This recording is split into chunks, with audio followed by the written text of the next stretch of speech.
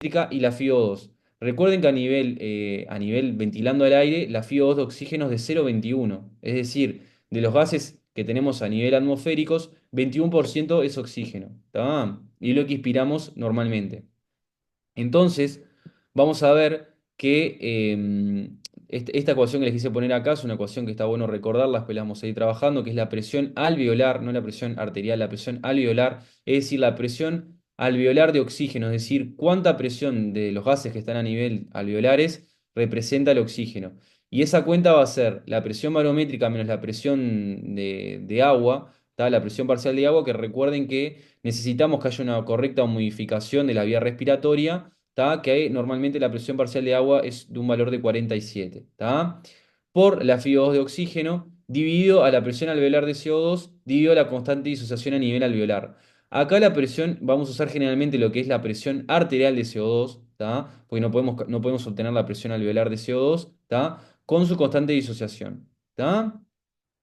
Ahora les voy a mostrar cuáles son los cálculos o cuáles son las fórmulas para el diagnóstico de una insuficiencia respiratoria, pero sepan que el diagnóstico de insuficiencia respiratoria es clínico gasométrico, ¿tá? Es decir, yo voy a sospechar clínicamente que un paciente tiene insuficiencia respiratoria por diferentes signos y síntomas que ya lo vamos a mencionar, pero la confirmación es gasométrica. ¿Qué es la gasometría? Es un estudio que hacemos a nivel sanguíneo, ¿tá?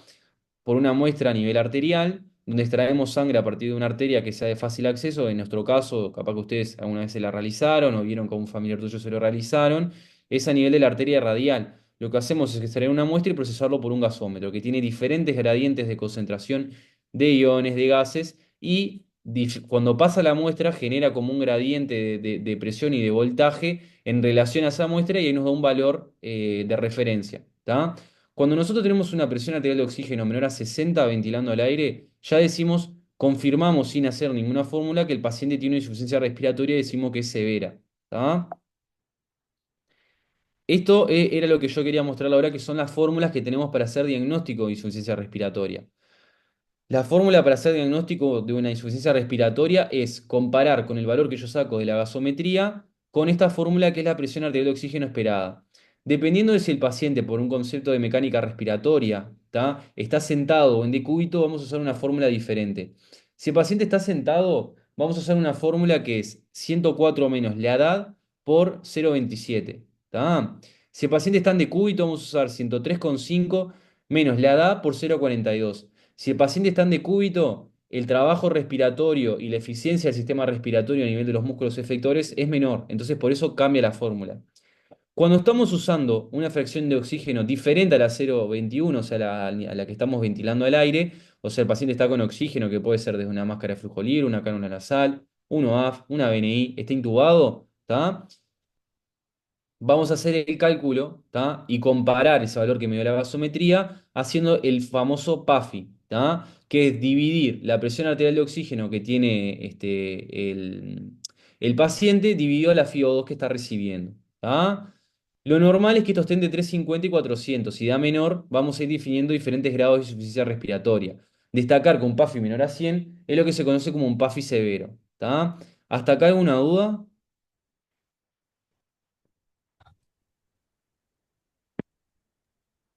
Creo que no. Bien. No, todavía no entendí nada, pero ya se va a ir acomodando todo. No, profe. Mm, Yo tengo una consulta, profe. sí. No sé qué es la constante de disociación a nivel alveolar, si hay alguna manera, es una constante que siempre da, siempre 0,8, nada más de eso, ¿no? Claro, es una fórmula ya categorizada y medida de cómo llegar a la presión alveolar de CO2 a partir de la presión arterial de CO2. Es una constante estudiada y preestablecida por diferentes físicos o biólogos que la estudiaron y la dejaron ahí en la fórmula. ¿Tá? Bueno.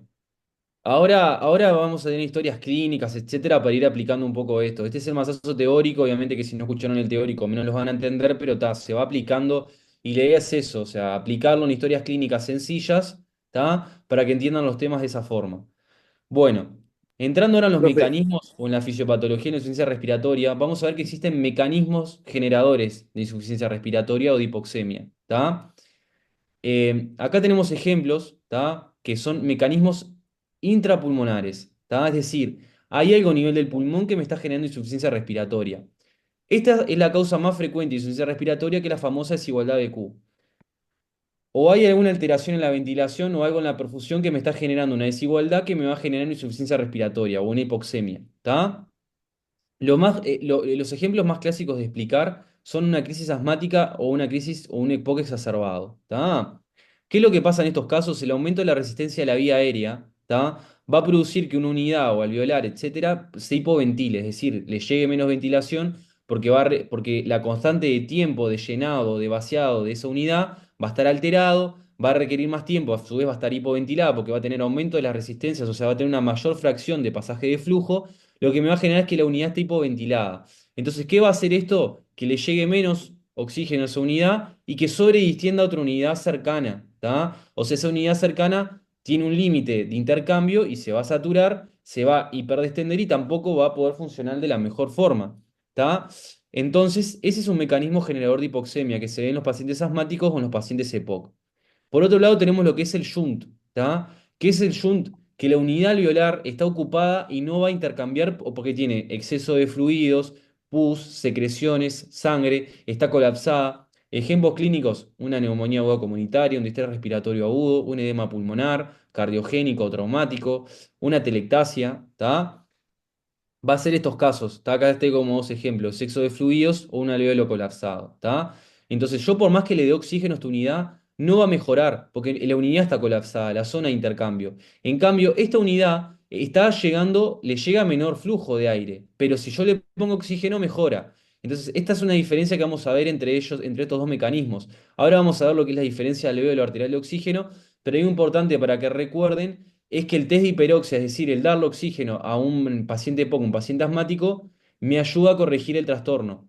Me ayuda a corregir el intercambio. Obviamente que el trastorno se corrige con otras terapéuticas, corticoides, broncodilatadores, otras terapéuticas. ¿Tá? Acá en este caso, yo aunque le dé oxígeno, estos pacientes no tienen mucha mejoría. ¿Tá? Y acá otro caso es, por ejemplo, cuando hay un engrosamiento de la barrera hematoalveolar, que el caso más frecuente, Romina. Profe, no entendí el shunt. El ¿Me puede shunt se dar de nuevo? define, o la Sí. definición fisiológica es el pasaje de sangre venosa que no recibe intercambio, ¿tá? Es decir, una unidad alvéolo capilar, ¿tá? Que es lo que hablamos normalmente como unidad funcional, es decir, un alvéolo y un sector que está vascularizado por una rama de la arteria pulmonar, capilares, ¿tá? ¿Qué es lo que pasa normalmente? Pasa la sangre, ¿tá? Los glóbulos rojos, por ley de difusión simple, es decir, yo tengo más oxígeno en el alvéolo, tengo abajo pasando los glóbulos rojos que están desoxigenados, por un gradiente de difusión simple se me da el intercambio gaseoso. ¿Hasta ahí me seguiste?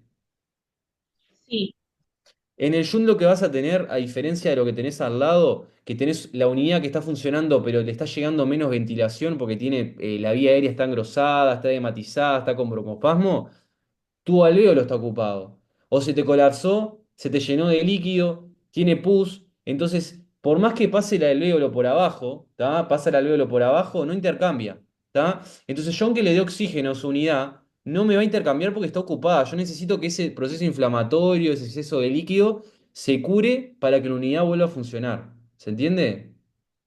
ahí sí entendí. Muchas gracias. De nada. ¿Está? Y acá otro ejemplo de un mecanismo de insuficiencia respiratoria menos frecuente, pero que también es intrapulmonar, es lo que es el engrosamiento de la barrera alveolar. El caso más frecuente de esto es la fibrosis pulmonar, una patología que se ve en pacientes más añosos, ¿tá? Que no es que tenga la unidad alveolar comprometida o la resistencia, sino que el intersticio que está, o sea, el pulmón, es un tejido que es 90% agua y después un tejido intersticial. Entonces el alvéolo está sumergido en lo que es una fase, es aire, en una fase toda de agua y intersticio, y si yo engroso lo que es la distancia entre el alvéolo y el capilar, va a haber un menor intercambio y a su vez va a tener menos tiempo de tiempo de intercambio el glóbulo rojo, entonces se va a oxigenar mucho menos, ¿tá? Estos pacientes generalmente responden a oxígeno, pero bueno, es una enfermedad progresiva y terminal y una vez que la tienen a los pocos años, lastimosamente fallecen por una insuficiencia respiratoria que es progresiva y severa. ¿Está? Bien. Existen otros mecanismos que son los mecanismos extrapulmonares. Yo no tengo por qué tener un pulmón patológico para tener insuficiencia respiratoria, ¿tá? Yo, por ejemplo, puedo tener un descenso de lo que es la presión inspiratoria de oxígeno, por ejemplo, yo uruguayo me voy a la altura y voy a pasar de tener una FIO2 diferente, una presión barométrica de una columna de aire menor, y voy a tener alteraciones del intercambio gaseoso porque voy a estar expuesto a otra fracción inspirada de oxígeno. Por ejemplo, que haya una disminución de la presión venosa de oxígeno, del gasto cardíaco, como se dan los casos de shock. Si yo tengo menos contenido venoso, voy a tener menos profusión en el pulmón y me va a caer el intercambio. ¿Tá? Y el mecanismo más frecuente o el que no se pueden olvidar es la hipoventilación alveolar. ¿Tá? La hipoventilación alveolar es una alteración en el sistema de control de la ventilación que voy a hacer que yo hipoventile. ¿Qué puede ser esto? Que yo, por ejemplo, tenga los famosos intentos de autoeliminación donde hay un exceso de toma de benzodiazepinas, de sedantes, de narcóticos, ¿tá? Que deprime el sistema nervioso central, el paciente empieza a tener bradipnea, no respira o respira menos veces y menos volumen corriente, y entonces ahí voy a tener una insuficiencia respiratoria, pero mi pulmón va a estar sano. Otro caso es un traumatismo encefalocraniano, por ejemplo, que genere mucho edema a nivel cerebral, comprima lo que es el tronco y el paciente no pueda respirar. ¿Tá? Acá lo que está bueno destacar es como ven que acá lo que estoy destacando es que la diferencia del alveolo arterial de oxígeno en los trastornos pulmonares da aumentada y en los trastornos extrapulmonares es normal. ¿Qué es la diferencia del alveolo arterial? Aplicando esta fórmula, ¿tá? Que nunca se lo voy a hacer calcular, es solo para que tengan el concepto teórico, ¿tá? Yo voy a hacer un cálculo acá. Y si yo resto esta presión alveolar menos la presión arterial de oxígeno, lo normal es que entre 5 y 10. Si da mayor a 10 es que el trastorno que me está generando insuficiencia respiratoria es pulmonar. Si me da entre 5 y 10, es que en realidad es un trastorno extrapulmonar. Bajó el gasto cardíaco, bajó la presión venosa, hay una hipoventilación, bajó la FiO2 de oxígeno. ¿Está? Y esto, como para terminar un poco lo que es el masazo teórico, son los elementos clínicos de insuficiencia respiratoria, ¿tá? Que va desde aumento del trabajo respiratorio, es decir, que yo veo que la persona está respirando más rápido, ¿tá? Disnea, que es la sensación subjetiva de falta de aire, alteraciones neurológicas que pueden ir desde excitación psicomotriz, somnolencia, deterioro a nivel de conciencia, coma, cianosis central, que es un signo tardío, ¿tá? La cianosis es la coloración de lo que es los labios que se pongan azules, ¿tá? Puede ser también a nivel periférico, pero a nivel periférico no siempre habla de algo de intercambio gaseoso, como por ejemplo a nivel central, que es un signo más específico, ¿tá? Acá lo que destaco es que tiene que haber una desoxihemoglobina mayor a 5 gramos de cilitro para que aparezca la cianosis, que es esto, ¿tá? Esto es lo que se ve acá, son tirajes, ¿tá? Subcostales. Ven que los músculos respiratorios empiezan a trabajar más porque tienen más demanda, más trabajo y se empiezan a hundir, ¿tá? Estos son elementos de que hay una caída de la presión arterial de oxígeno. Lo siguiente es elementos de hipercapnia, es decir, que aumentó la CO2, que es un elemento de desecho metabólico. Que el paciente esté con manos sudorosas, con rubor facial, cefalea, confusión mental. Algo destacado o importante para que se lleven es que los pacientes hipercámnicos tienen muchas alteraciones neurológicas porque el CO2 difunde mucho a nivel cerebral y genera mucha vasodilatación a nivel periférico, a nivel hemodinámico, pero principalmente a nivel cerebral y por eso da mucha alteración neurológica. ¿Está? Bueno, sí, Federica Raschetti, es eso. Bueno, lean esta historia clínica y ponen en el chat o levantan la mano o dicen qué les parece, habiendo hablado y explicado todo lo previo de la clase.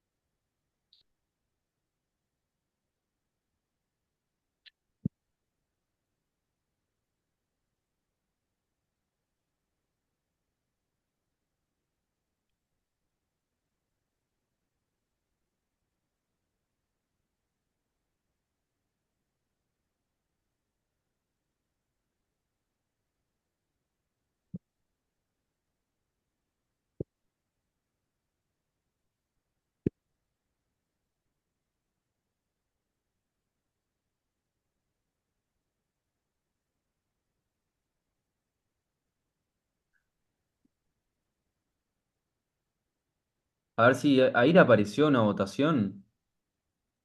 Así lo ponen anónimo por si les da vergüenza. ¿Les apareció? No, no aparece nada. No, no ¿Ahora? apareció. ¿Ahora? Ahí sí. Ahora sí. Está, ahí va, para que no les dé vergüenza.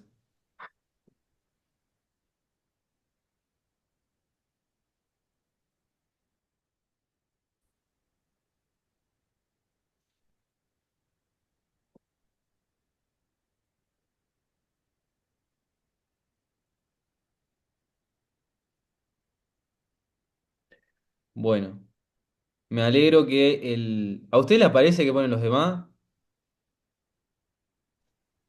Cuando No, lo pero ponen Sí, por vemos el el chat, chat. sí, Sí, claro. del chat, Ah, dale, sí. no, no pongan el chat. Pongan ya ahora con esto. el resultado de la No encuesta no. sabía que podía hacer esto, ahora lo voy a empezar a usar. Bueno, ahí voy a compartir los resultados, ¿está? Por suerte, la opción correcta es la que puso la mayoría, ¿está? Igual vamos a explicar, porque está, obviamente que está bueno fundamentar el por qué elegimos esa opción, ¿está? Bien, desigualdad, Ay, me ok. fui. Lo importante acá, la historia clínica, para que no queden dudas, es una mujer, es una historia muy resumida de cómo en medicina los médicos escribimos una historia clínica, cosa que yo ya no hago por suerte porque me dedico al área de anestesia, pero de esta forma más o menos hacemos una historia clínica, ¿tá? Ponemos antecedentes de la persona, sexo, y la enfermedad actual. Entonces una mujer que estaba aquí está es asmática, ¿tá? Eso puede, creo que puede dar lo puse como para dar a confusión de que pudieran comer con desigualdad de Q, ¿tá? También para explicar un poco esto. No EPOC, consulta por un cuadro de disnea, es decir, de falta de aire de 24 horas de evolución, es decir, algo sumamente agudo que es a moderados esfuerzos. Fiebre hasta 38 grados, disnea paroxística nocturna, que esto es una neumonía que usamos generalmente para los cuadros de edema pulmonar o de disnea por falla cardíaca. Después lo vamos a explicar más adelante, no quiero entrar en detalle ahora. No tiene edemas de miembros inferiores, el examen físico está febril, taquicárdica. Tiene más presente bilateral, es decir, cuando ven que uno pone el estetoscopio y empieza a ocultar, tiene murmullo alveolo vesicular presente y tiene estertores crepitantes en emitoras derecho. ¿Qué me traducen los estertores crepitantes médicamente? Que los alveolos están ocupados de líquido, ¿tá? Está saturando, ventilando el aire 92%, que está en una saturación baja, nada de emergencia, ¿no? No es que la voy a salir a intubar y a mandarle un CTI. O sea, está, se corrige con oxígeno, seguramente con un poquito de oxígeno va a mejorar, ¿está? Con planteo de neumonía aguda comunitaria se solicita radiografía de tórax que evidencia foco de condensación inhomogéneo con lóbulo inferior derecho. Entonces, ¿es una desigualdad de Q este trastorno? No. La neumonía aguda comunitaria es un shunt intrapulmonar, ¿está? Que este trastorno pueda tener un poco de desigualdad de Q circundante un proceso inflamatorio peri el trastorno, sí, pero no es el mecanismo de insuficiencia respiratoria en ella, es la neumonía, ¿está? El espacio muerto alveolar es un trastorno que es lo contrario al Shunt. Es una unidad que está muy ventilada pero no está perfundida. En los casos donde se ve este caso de insuficiencia respiratoria es en el famoso tromboembolismo pulmonar. Se disparan muchos coágulos de miembros inferiores o de la aurícula, por ejemplo, de la aurícula derecha, que impactan en los vasos a nivel de las arterias pulmonares. Entonces, el vaso está, la unidad está bien ventilada pero no está perfundida, entonces no va a intercambiar. ¿Tá? Eso es el espacio muerto. La correcta es el shunt. ¿Quedó claro eso? Yo tengo una pregunta. Sí. ¿Y por qué se relaciona los edemas? ¿Por eso que explicabas en la B? O sea, ¿Cómo? claro, ¿qué importancia tiene que no tiene edemas de miembros inferiores? Por eso que explicabas en la B, en la opción B. No, no, Ah, porque es un examen que se hace cuando uno está interrogando una disnea, porque después van a ver que los clásicos cuadros donde uno ve un paciente que está con falta de aire, o sea, generalmente son cosas respiratorias, pero lo cardíaco tiene que estar bien descrito y detallado en una historia clínica.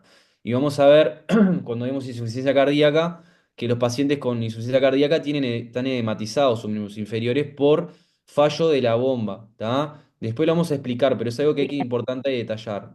bien, bien, gracias. De nada. SAT-VEA significa saturación ventilando espontáneamente al aire. O sea que no está con oxígeno. ¿Está? Bien, otra historia.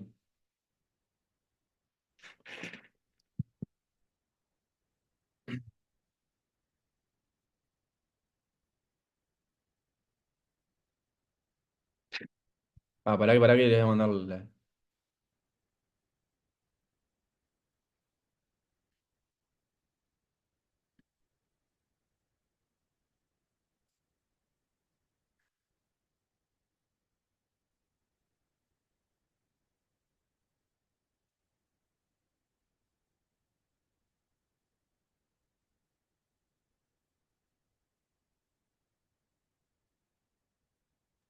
Profe, ¿ya mandaste el cuestionario?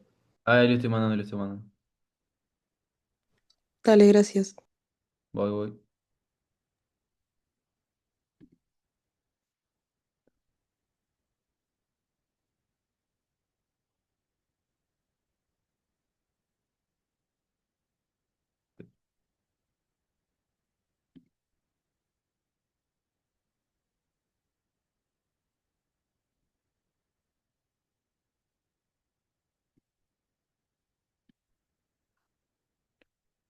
Esperen que...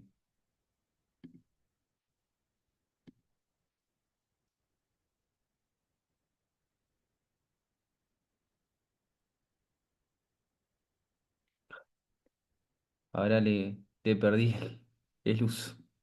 Ah, acá, para.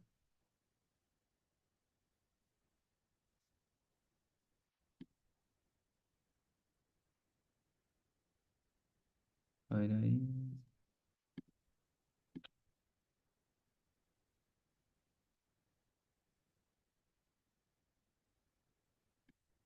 No me deja mandarla.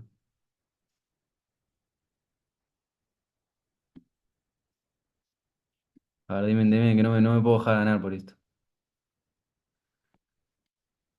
Ahí va. Eliminar, eliminar, eliminar. Está. Y ahora mostrámela.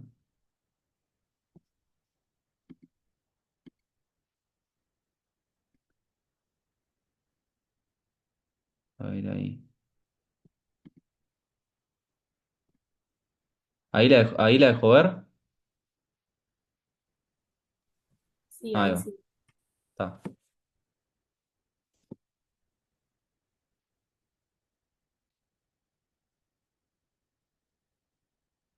Profe, ¿qué es sin alteraciones en la capnografía? Bueno, la capnografía es un instrumento que usamos en anestesia, que lo que sensa la capnografía es el CO2 expirado, ¿tá? Es decir, es algo que colocamos a nivel del extremo distal de la pieza de la sonda orotraqueal, ¿tá? Y recoge lo que es el CO2 expirado. O sea, nos sirve para monitorizar muchas cosas. En un principio que la intubación fue exitosa, o sea que el tubo está en la vía aérea.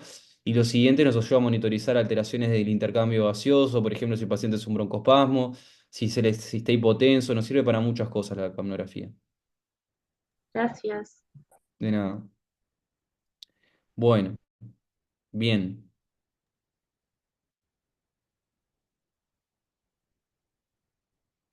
Bueno, voy a finalizar acá la encuesta. ¿Ustedes recuerdan qué les había dicho yo que era la telectasia? Sí, profe, era cuando se Sí, colapsa el profe, alveolo. cuando Claro. se pegan, se pegotean los alveolos. O sea, el alvéolo pierde su sostén y se colapsa. Si me pasa eso, ¿es una desigualdad de Q? No, No, Ahí va. Fue la opción que más pusieron, pero es la opción B la correcta. Es un shunt. ¿Tá? claro, El shunt no solo es que hay líquidos, secreciones o que hay sangre en la unidad alveolar. Si la unidad alveolar está colapsada, ¿tá? También me habla de que hay un shunt. Yo no voy a mejorar eso con oxígeno. Lo mejoro con una medida terapéutica, que en anestesia lo que hacemos es reclutar, como dice ahí, se realizan maniobras de reclutamiento, voy aumentando la presión positiva al final de la expiración y vuelvo a airear ese alveolo y vuelvo a intercambiar como antes. ¿Tá? Esto era un caso más complejo y más difícil de entender, obviamente que es más del terreno de anestesia, pero nada, era un ejemplo para que se dieran cuenta de que el Jun no es solo secreciones, más que nada por eso, ¿tá? Desigualdad de Q siempre piénsenlo en el asma y en el EPOC, pero cuando les quede claro que es una crisis asmática o un EPOC. Porque si yo tengo un paciente EPOC que está con una neumonía, el trastorno que le está generando insuficiencia respiratoria ahora es un shunt. ¿Está? ¿Quedó claro eso? Sí, Bien. A mí, generó profe, una una cosa, Sí. perdón, perdón, me mareó un poco el tema de que sí entendí que el reclutamiento, pero claro, porque después decía, sí, atelectasia, perdón, nada, no me mareó nada, yo me mareé sola. ¿Está, Perdón. está todo bien? Sí, sí, entendí, miré algo y volví, perdón. No, no, tranqui, tranqui. Bueno, un poco para también, o sea, en el medio de hacer historia está bueno seguir echando cosas teóricas. ¿Qué mecanismos tenemos nosotros de vigilancia respiratoria? Por un lado tenemos los signos clínicos, ya se los expliqué, o sea, cómo es sospechar que un paciente tiene insuficiencia respiratoria, lo que la clínica ya explicada. La saturometría, que la saturometría se rige por principios físicos de Bill Lambert, ¿tá? Que lo que hace es medir a partir de un haz infrarrojo diferentes longitudes de onda que lo que hace a grandes rasgos es diferenciarme, ¿está? Me da también otro parámetro que es el índice de pulsatividad, por eso si alguna vez se pusieron un saturómetro o tiene un saturómetro portátil, en toda la era COVID fue algo muy común, me da también lo que es la frecuencia cardíaca porque va midiendo el índice de pulsatividad. Pero cómo mide la saturación es a partir de longitudes de onda, capta lo que es la longitud de onda de la oxihemoglobina y ve qué tanta concentración hay de la misma por haces infrarrojos, ¿tá? Y de esa forma me mide la saturación de oxígeno. ¿Tá? Importante destacar que este instrumento no me hace diagnóstico de insuficiencia respiratoria, es un método de sospecha. ¿Tá? Se puede alterar, por ejemplo, si en el caso de mujeres, uñas pintadas, algunas alteraciones en lo que es a nivel capilar, el paciente está frío, está muy vasocontraído, no sensa bien, si tiene un haz de luz impuesto arriba, el saturómetro no me va a medir bien, entonces es una fuente de un método no invasivo, muy usado en la clínica, importante pero no es el gol estándar. El gol estándar es esto que es la gasometría, lo que yo le expliqué el otro día, digo, hace un rato. ¿Tá? Nosotros hacemos una punción con una aguja perenizada para que no se coagule la muestra, sacamos la muestra de sangre y la pasamos por un gasómetro. Mide diferentes gradientes de concentración y me va a dar mucha información. El pH, la presión arterial de oxígeno, la PCO2, entre otras cosas. ¿Tá? Bueno. Esto es de lo más importante que hay que llevarse en lo que es cómo yo analizo una gasometría en lo que respecta a lo respiratorio. ¿Tá? La gasometría se analiza siempre, empezando por la presión arterial de oxígeno esperada, que esto voy a empezar así si yo veo que el paciente está ventilando al aire. Si está con oxígeno, voy a hacer el PAFI. Pero siempre lo primero que tengo que hacer es definirla, ¿no? Entonces tenemos estas dos fórmulas que ya le habíamos hablado, y ahí si, por ejemplo, en este caso, esta persona le daba que la PA2 esperada era 85 y tiene 70, digo que tiene una insuficiencia respiratoria. ¿Tá? ¿Cómo sigo la clasificación? Veo si es severa, porque me va a definir con qué tanto apuro tengo que tratarla y de qué forma. ¿Qué me define una insuficiencia respiratoria severa? Si la presión arterial de oxígeno ventilando al aire es menor a 60, si tiene una acidosis respiratoria, que después vamos a tener la clase de ácido base, así que ahora no se compliquen, con un pH menor a 7,25 o si está recibiendo oxígeno un PAFI menor a 100. Vamos a decir si es tipo 1 o tipo 2, ¿tá? Que quiere decir hipercámnica o no hipercámnica, ¿tá? Es decir, nomocámnica o hipocámnica y hipercámnica. Si tiene una PCO2 mayor a 45, decimos que es tipo 2, ¿tá? Que nos habla de que hay un mayor compromiso respiratorio siempre que haya hipercapnia sobreagregada. En cambio, si da que es menor a 45, ¿tá? O sea, si esté por debajo de 35, que es el valor normal de CO2, o sea, hipocámnica o normocámnica es tipo 1, y el tiempo de evolución, es decir, si es aguda, crónica o crónica agudizada. Esto lo vamos a ver de la historia clínica. La aguda es como el caso de la historia clínica que pusimos anteriormente, o sea, una paciente hasta una semana define agudo, o sea, empezó hace 5 días con disnea, eso es agudo. Crónica es un paciente que viene hace meses de evolución con esa clínica. Y crónica agudizada son los pacientes que tienen una patología crónica respiratoria, por ejemplo, dicho sea de paso, un EPOC con insuficiencia respiratoria, una fibrosis pulmonar y que sobreagrega o agudo. Eso es algo crónico agudizado. ¿Tá? Bueno, volviendo al tema, ¿tá? Vamos a hacer el cálculo de la presión arterial de oxígeno esperada para esta paciente de 40 años. ¿Tá? Entonces, síganme, si alguien tiene una calculadora a mano, lo puede hacer mejor. Vamos a hacer, siempre este valor lo hacemos tomando en cuenta que la paciente está sentada. Generalmente siempre hacemos este estudio con un paciente sentado, por un tema de dinámica respiratoria y que no siempre están de decúbito. Los pacientes que están en decúbito con insuficiencia respiratoria, pues lo estamos por intubar. Porque así sea en la cama, están siempre semisentados. Lo dejamos a 30, 45 grados al paciente. ¿Está? Entonces, habría que hacer 104 menos 0,27 por 40. ¿Está? ¿Cuánto daría ese cálculo?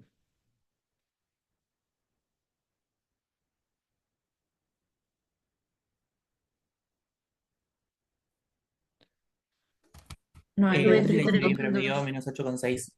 Ah, Perfecto. me dio cualquier Entonces, cosa a mí. ¿qué diagnóstico hacen ahí? Si la gasometría le dio 70 y le dio 93 la presión arterial de oxígeno esperada.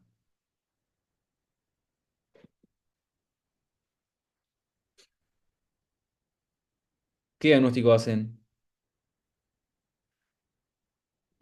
¿Me puede decir el resultado, profe, que me dio cualquier cosa a mí? No lo calculé, confío en los compañeros, pero da 92, 93. Ah, está, me Profe, dio ¿y cuánto 93,2. tenemos que hacer? Hipoxia es. El diagnóstico es insuficiencia respiratoria. ¿Tá? Es lo que hablamos, es un diagnóstico clínico basométrico. Cuando la presión arterial de oxígeno, cuando hablamos las fórmulas, de calcularlas para hacer el diagnóstico. Acá la fórmula me dio que el paciente tiene una presión arterial de oxígeno esperada menor a lo que yo espero que debe tener ese paciente normalmente, entonces tiene insuficiencia respiratoria. ¿Tá? Siguiendo con la clínica evolutiva, porque esta sería la gasometría de la paciente de la primera historia, la de la neumonía. ¿Decimos que es una insuficiencia respiratoria severa? No, no tiene una PO2 menor a 60, no está con un pH menor a 7,25 y no tiene, cuando le hacemos el PAFI, que se lo vamos a hacer ahora después, ¿tá? No me da menor a 100. Entonces no es severa, es una insuficiencia respiratoria tipo 1, porque la PCO2 me da menor a 45 y aguda. ¿Está? ¿Quedó claro? Una consulta, profe. Sí. Usted dijo que siempre, va, que no siempre no, que normalmente el paciente se encuentra sentado. Sí, Bien, la posición entonces nunca es 90 grados, siempre es 45 o 30 grados.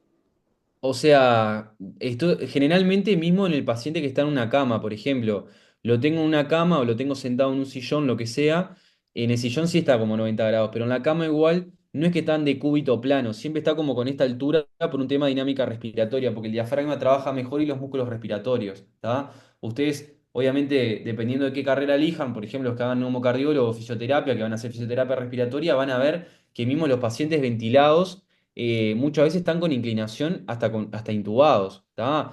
Entonces, siempre se deja esa forma y siempre usamos la fórmula de medirlo en un paciente con sentado, con la fórmula de 0,27. ¿Romina? Gracias. No Nada, entendí por qué por 40. Tipo, no entendí de dónde la salió. da, Pero ¿de cuál la, paciente? la paciente de la primera historia. Yo Pero les no tenía, dije, no tenía 40, ¿cuánto tenía? 45. Igualmente les da insuficiencia respiratoria. O sea, este ejemplo fue más que nada para que les quede claro cómo aplicar la fórmula, ¿se entiende? Ah, está. Igualmente si le hacen 45, háganlo, les va a dar 88, 89, no les va a cambiar tanto. Está. Gracias. ¿Tá? La idea es cómo vean cómo se aplica la fórmula, porque una cosa es verla y otra cosa es, digo, bueno, vamos a hacer el cálculo si ya les quedan, ¿se entiende? Y perdón, una pregunta más. Cuando dijo, porque perdón, voy un poquito más lento. ¿Y Tranqui. cómo lo clasificaría? ¿Cuál fue su respuesta? Esto que hicimos antes, ¿tá? Es esto. ¿Tá? Ah, Acá está la misma. ahí ¿Tá? busco la Es una clasificación. insuficiencia respiratoria porque ustedes hicieron este cálculo y les dio que era menor a lo que tendría que tener. Sigo. ¿Es severa? No. ¿Qué tipo es? ¿Es tipo uno o tipo 2? Es tipo uno porque tiene PSO2 menor a 45. Definiendo tiempo de evolución es aguda, entonces es una insuficiencia respiratoria tipo uno aguda. Gracias, profe. De nada. Bueno, acá le hice todo lo mismo. Acá igual se ve que era otra edad, ¿tá? O me confundí con la edad, pero les quise dejar un cálculo o cómo más o menos se haría, ¿tá? Eh, Está bueno que vean cómo es la fórmula calculada o lo que tienen que hacer. Acá le puse 38 en vez de 40, ¿está? Pero van a ver que no cambia mucho, porque a lo que están multiplicando por 0,27 prácticamente no hay tanta diferencia, ¿está? Acá lo que tengo que tener en cuenta para ver cuándo es severa y el tipo, es hipocámnica porque es menor a 35, es tipo 1, aguda, ¿está? Bien. Eh, Creo que queda esto y ya... Sí, queda esto. Así ya pueden ir a mirar el partido. En 5 minutitos lo terminamos. Yo la leo medio rapidito, así ya. Esta historia es un hombre de 65 años, tabaquista, hace 40 años, bronquítico crónico con múltiples ingresos por exacerbación aguda de su enfermedad. ¿Tá? Es un paciente POC. ¿Tá? El paciente tiene disnea, o sea, decir falta de aire a grandes y medianos esfuerzos de larga data, de progresión lenta, sin disnea de decúbito ni disnea paroxística nocturna, que esto es muy común del paciente cardiópata. Desde hace 3 días aumenta la disnea que se hace de reposo con exacerbación de la expectoración, es decir, el hombre normalmente tose y expectora en la mañana. Hace 3 días que lo está haciendo más frecuente y todo el tiempo está tosiendo y expectorando y está con más falta de aire. Al examen físico está con polimnea, es decir, está polimneico, está respirando más de 20 veces por minuto, normotenso. Al examen pleuropulmonar tiene un tórax remodelado, es decir, un tórax que está agrandado, con aumento del diámetro anteroposterior y personalidad en ambos hemitórax y disminución global del MAP. Es decir, le pongo el estetoscopio y yo escucho, o sea, no escucho que prácticamente el murmullo que se escucha normalmente, ¿está? No tiene estertores. Se le hace una gasometría arterial, ¿tá? Que ahora la vamos a ver con la pregunta. Pero ya acá hay un dato ya que rompe los ojos, que ahora después lo vamos a analizar, ¿tá? Una PaO2 de 48, una PCO2 de 55, un pH de 7,44, un bicarbonato de 35 y una saturación de 86, ¿tá? Acá nada, para explicar un poco el EPOC, que lo vamos a ver en la clásica mecánica ventilatoria y ahora, es una enfermedad de diagnóstico clínico espirométrico que se caracteriza en los pacientes tabaquitas de larga data, no solo en ellos, ¿tá? Que lo que va a caracterizar es una limitación en el flujo expiratorio. Eso va a determinar una hiperinsuflación, que haya una desigualdad BQ de forma crónica, ¿tá? Y es un mecanismo generador de hipoxemia, principalmente por el desbalance BQ. Va a tener unidades que están muy agrandadas porque le está llegando mucho flujo y unidades que están con poco flujo, que tienen resistencia de la vía aérea por secreciones, por engrosamiento de la vía aérea, por mucha broncoconstricción de forma crónica, y van a tener unidades que no ventilan y otras que están muy ventiladas, pero que no lo hacen de forma eficiente. Mi unidad me ventila si tiene un volumen adecuado, un tiempo de llenado adecuado y un tiempo de vaciado adecuado. Si yo tengo una unidad que le está llegando poco aire y a su vez una que le cuesta vaciarse, tampoco va a intercambiar bien. Entonces son pacientes que tienen insuficiencia respiratoria crónica. ¿Tá? Ahora sí. A ver.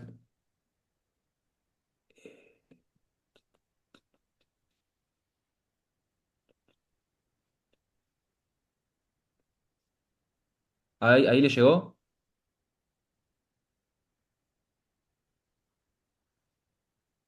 Sí, profe. Sí, pero son 5 respuestas y pusiste 4. Ah, bueno, está. Ya ahí de esa forma destacan que la E no cuenta. ¿Está? Igual vienen bien. Profe, ¿puede poner otra vez la historia clínica? Sí.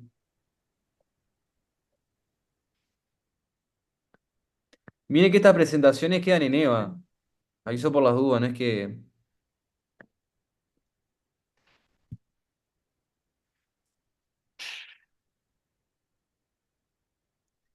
Bueno, voy a mover porque si no, capaz que Puede ser que uno. sea una insuficiencia respiratoria crónica agudizada. Exacto.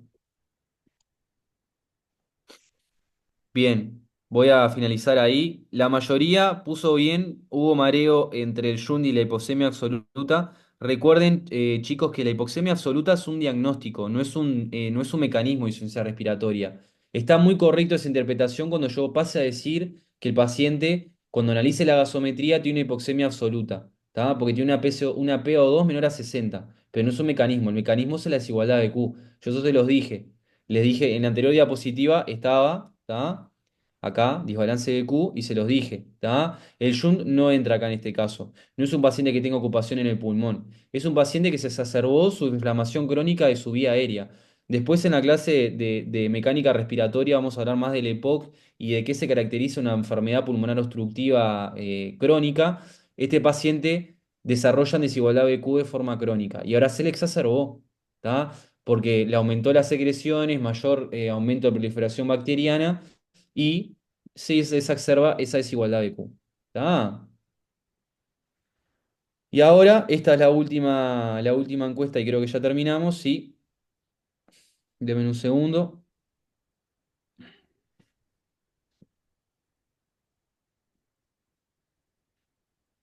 que hago otra encuesta.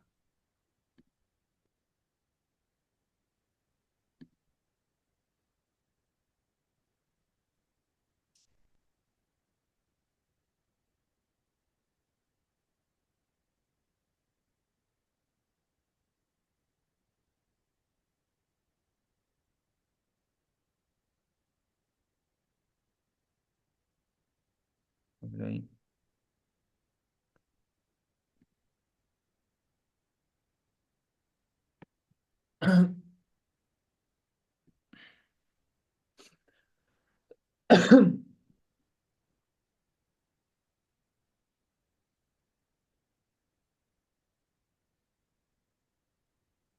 Mm,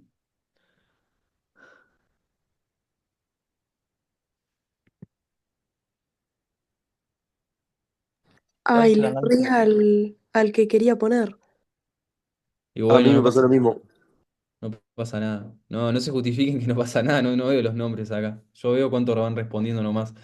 Esta la voy a dejar bastante porque viene peleada con dos opciones. Bastante pareja. ¿Querés digo la que pienso que es? Porque le No, erré. no, no, no. Tranqui, tranqui, tranqui. No, no, no quemes así los demás pueden pensar.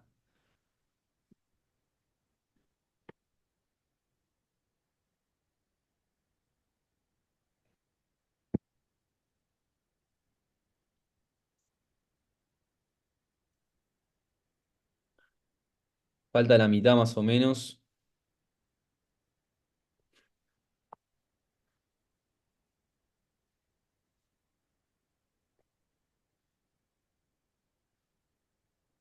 Cuando pasen los 100 por lo menos, ahí ya mando las votaciones finales, pero todavía está pareja la cosa, por eso,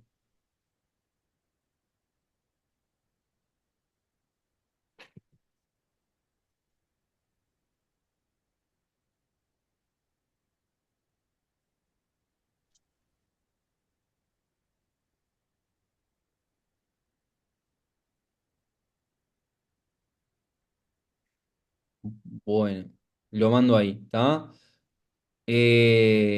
La respuesta correcta es la que tuvo más porcentaje, me sorprendió un poco que estuviera tan parejo, ¿tá? Igual no pasa nada, es la primera clase, es la primera historia, pero yo ya les había dicho que hipoxemia absoluta era el término a utilizar, ¿tá? ¿Por qué? Porque yo no me voy a poner a hacer la presión arterial de oxígeno esperada cuando veo una presión arterial de oxígeno que es menor a 60. No tengo que hacer una fórmula ahí, ¿tá? Eso está en las primeras diapos, después cuando repasen o quieran escuchar de vuelta la clase o vean la PPT, van a ver eso. Hipoxemia absoluta o severa es un término que usamos cuando la presión arterial de oxígeno ventilando el aire es menor a 60, ¿tá? Como dijo el compañero hoy muy correctamente, es una crónica agudizada, es un paciente de POC con una insuficiencia respiratoria crónica, ¿tá?